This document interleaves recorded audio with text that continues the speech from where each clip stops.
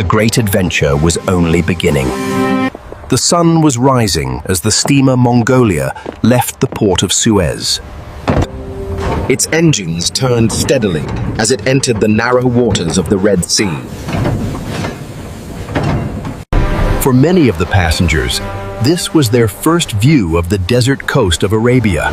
Endless stretches of golden sand and rocky hills shimmered beneath the sun. The air shimmered with heat, and the cries of seabirds followed the ship as it pressed southward. The Mongolia pressed southward toward the Indian Ocean.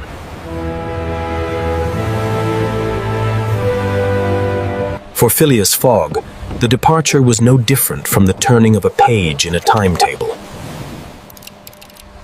He checked his watch, compared it with the ship's clock, and then calmly opened his guidebook.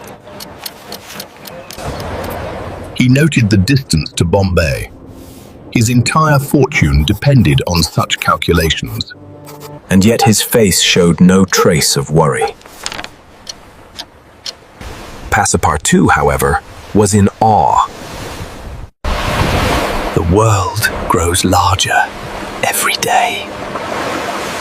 He leaned over the rail, gazing at the growing immensity of the world. And yet, he thought, my master behaves as if it were only another street in London. To him, the journey was routine over. To his servant, it was the world itself unfolding. The days at sea soon developed their rhythm. The passengers dined at fixed hours, strolled on deck during the cooler mornings and evenings, and played games of cards to pass the time. Continued his habit of playing whist, winning or losing with equal calmness. as though the game itself mattered more than the money.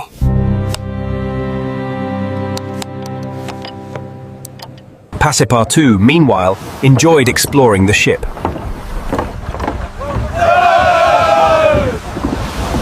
He spoke with sailors, asked questions about the engines, and admired the skill with which the crew managed such a vast machine. At night, he often stood on deck, gazing at the stars, wondering how far from Paris he had already traveled. Among the passengers, however, Detective Fix kept his watch. He observed every movement of Fogg, never relaxing his suspicion. Each day he hoped for a message from Suez or Aden that would confirm the arrest warrant, but none came. The telegraph lines were still too slow, and his frustration grew.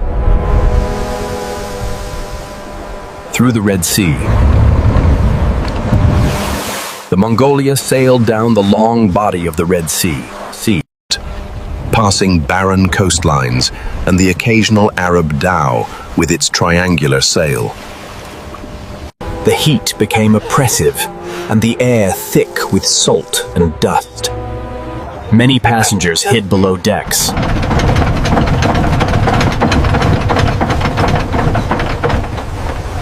But Fogg continued his measured walks at the exact same hours, no matter the weather. Passepartout, sweating heavily, fanned himself with his hat. "Does my master not feel this heat?" he muttered. But when he asked, Fogg replied only, "The temperature is of no consequence, provided the timetable is maintained." In truth, Fogg's willpower was a mystery to everyone. He treated heat, cold, and distance all as minor inconveniences compared to the precision of his plan. After several days, the steamer reached the port of Aden, at the southern tip of Arabia. The ship stopped to take on coal. Passepartout was allowed to disembark for an hour.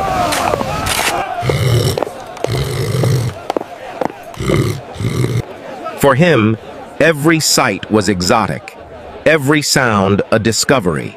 Fix, too, went ashore, though his eyes searched not for wonders but for telegraph offices.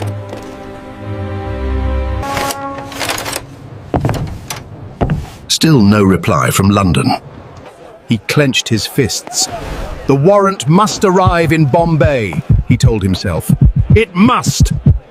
Meanwhile, Fogg remained on the ship. He spent the hour writing in his notebook. Calmly recording the time of arrival and departure, and calculating how many hours remained until Bombay. For him, the stop at Aden was simply another entry in his careful schedule. The Mongolia now left the narrow seas and entered the wide Indian Ocean. The air grew fresher, the waves larger, and the horizon endless. For the first time since leaving London, Passepartout felt the true immensity of the world. At night, the ship cut through waters sparkling with phosphorescence. Dolphins raced beside the bow. Passepartout clapped his hands in delight, calling other passengers to watch.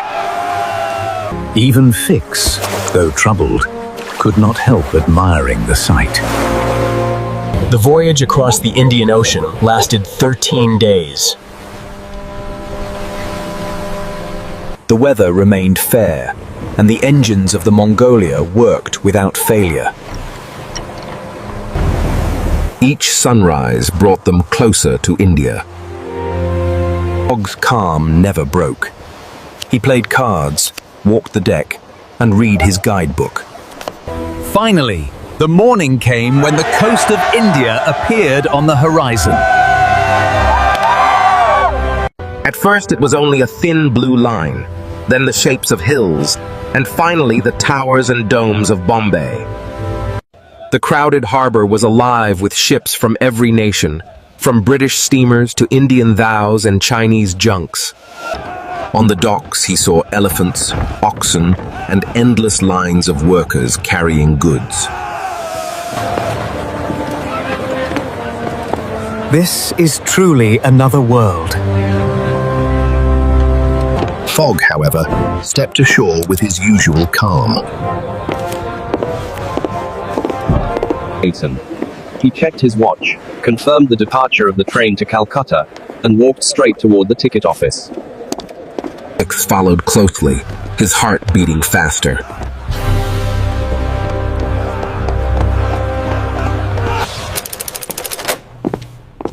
But when he checked at the telegraph office, again there was nothing. The warrant must arrive in Bombay. It must! The delay was unbearable, yet he could not abandon his chase.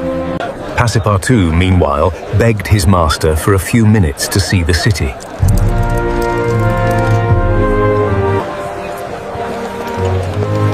Only a little time, monsieur, he pleaded. Fogg, calculating the hours, agreed to give him 1 hour before the train departed. Passepartout ran into the streets like a child at a fair. He saw people of every dress and color. The smells of spices, incense, and dust filled the air. He watched musicians playing strange instruments, while dancers spun and clapped. He bought a few small trinkets as souvenirs, thinking of the stories he would tell in Paris. But he also noticed the differences in custom.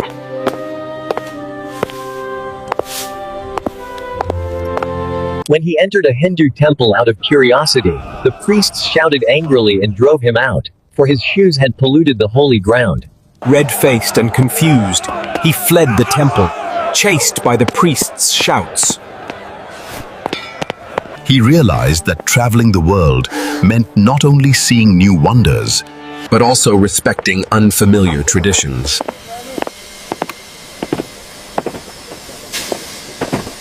At the appointed time, Fogg and Passepartout boarded the train bound for Calcutta.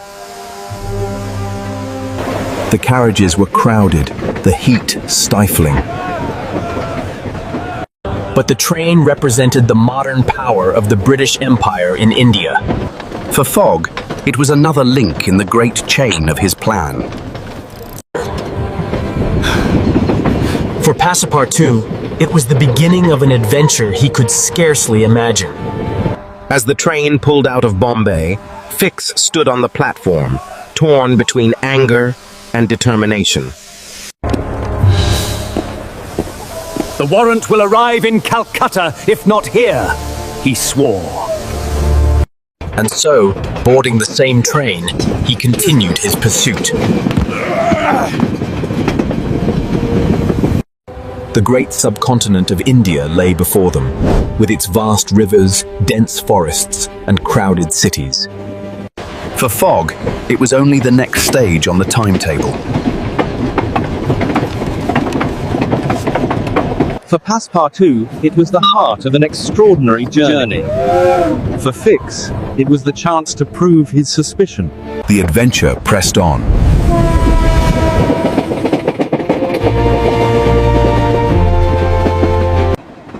The following morning, Mr. Fogg, Passepartout and Detective Fix, though the latter still uninvited, stood on the platform of Bombay's Grand Train Station.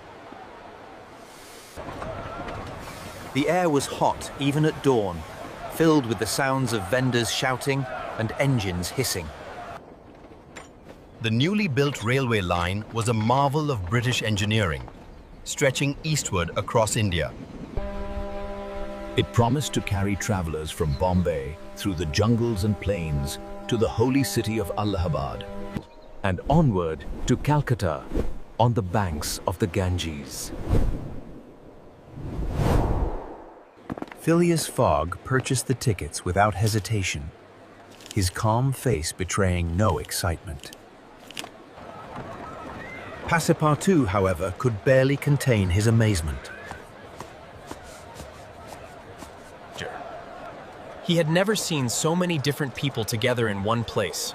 British officers in smart uniform, Indian traders carrying bales of cloth, women in colorful saris, and pilgrims with walking sticks and copper pots. India. It is more wonderful than I ever imagined. Fix kept close to the pair, pretending to be another traveler. In reality, his eyes never left Fogg. Waited for the arrest warrant from London, hoping it would arrive in time. Until then, he resolved to follow Fogg wherever he went. The train gave a long whistle, steam poured from the engine, and the carriages shuddered. With a cry from the guard, the journey across India began. At first, the train sped past the crowded streets of Bombay, where ox carts mixed with carriages and wandering cattle. Soon, the scenery changed.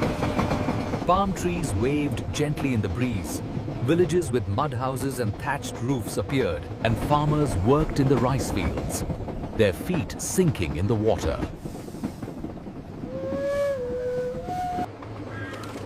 Passepartout could not sit still. He leaned out of the window, pointing out temples with tall spires and monkeys leaping across the branches of banyan trees. He laughed like a child at every sight, while his master sat quietly, reading a newspaper. Mr. Fogg, do you see that? A whole herd of elephants. Enormous beasts, bigger than any horse. Yes, elephants are used for carrying loads in these regions. They are reliable animals. Passepartout sighed. His master could find a way to make even elephants sound ordinary. Meanwhile, Fix sat in the next carriage, pretending to admire the view. In truth, he wrestled with doubt. The more he studied Fogg, the more he wondered. Could such a calm and polite gentleman really be the daring thief who robbed the Bank of England? Yet everything about the man's journey, the haste, the large sums of money, the determined silence, seemed suspicious. If only the warrant would arrive. Until then, I must remain his shadow. For 2 days, the train traveled smoothly, stopping at small stations where merchants sold spiced tea, rice cakes, and fruit. Then, on the third day, the train slowed unexpectedly. Passepartout, who had just fallen asleep, was jolted awake. Excuse me, could you explain why we've stopped here? Attention! The line ends here. All passengers must leave the train. Confused, Passepartout looked out the window. They were in the middle of the jungle. A small village stood nearby. But beyond it stretched endless forest. Fogg calmly asked the conductor for an explanation. Sir, the railway company promised to finish the track all the way to Allahabad. From here, there is no railway for 50 miles. 50 miles! In this heat! On foot! Impossible! We will find transportation. In the nearby village, Fogg made inquiries. Ox carts and horses were available, but none could travel quickly across the rough jungle paths. A guide mentioned that an elephant was for hire. The animal, named Keone, was large and strong. The price is high. £2,000. £2,000! Why, that is robbery! Time is more valuable than gold. The elephant was saddled, and a skilled mahout joined them as a guide. Slowly, Keone moved into the dense jungle, carrying them toward Allahabad. The jungle was alive with sound. Birds of bright colors screeched in the treetops.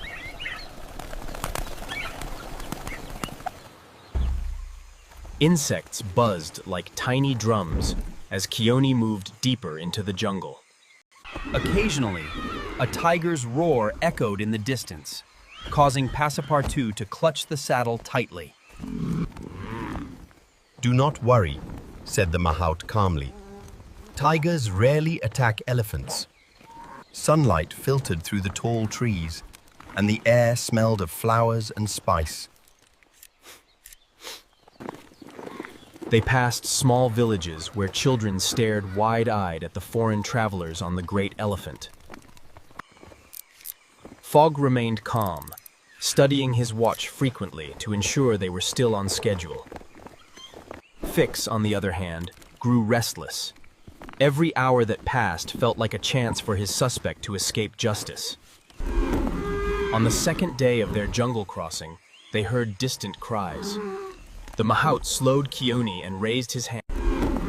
On the second day of their jungle crossing, they heard distant cries. The mahout slowed Keone and raised his hand. Listen. The voices rose higher and higher until they came to an open space. There, They found a young woman lying unconscious, her face deathly pale. Fogg decided to rescue the woman. And he made a plan.